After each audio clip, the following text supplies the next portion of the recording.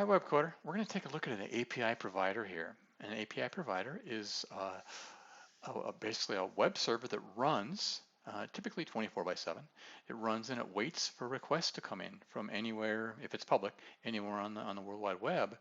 Requests will come in to get data. An example would be like the weather. A weather provider people would be tapping into that to get current weather, to get forecasts. But that's just one example. There are many more, and it's a growing area on the web too. So let's take a look at how to do it, how to make a provider first. So we want to look at the routing example. It's a short example, so walk through that if you have not walked through it. The main difference between that and just regular our regular web client stuff we've been doing serving is just that we're going to serve it in JSON format. This is a developer-friendly format because the consumers are other developers who are consuming our code and then using it, consuming our results, I should say. JSON format, you can read about that, but it's basically this format here. It's a human-friendly format and developer-friendly format because it's intuitive. You know, we can see here that we've got a value here of 2, a value here of, and that kind of thing. It's readable. All right, and that's the main difference, really, between, we've been doing HTML a lot, some plain text, but we're doing a JSON type, right?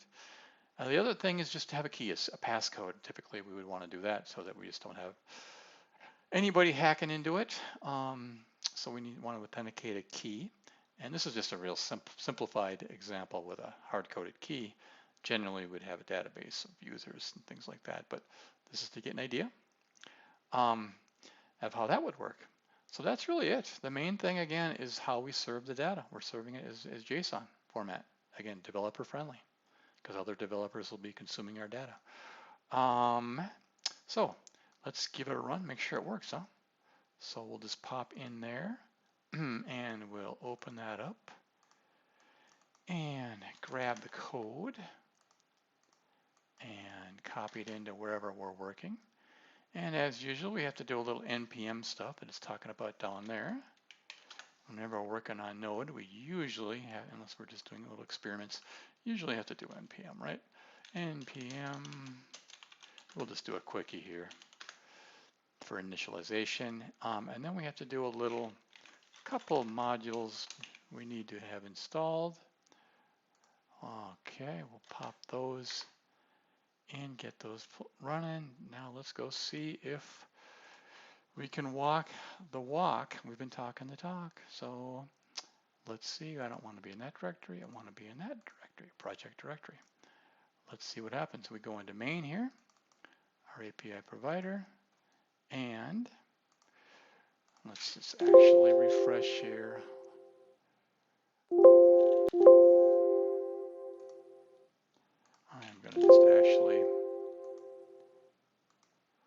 I'm just going to actually load up again here. Make sure to have everything stale in the editor. All right, very short, right? And you can look through this code. It's available for you, of course. Run it, and our server started. There it is. So server is running. That's it. You know, like we said, it's a provider, so it's not gonna do anything visually until we have a consumer. So we're just gonna let that run and then go on to the next example. So we will see you and talk to you soon.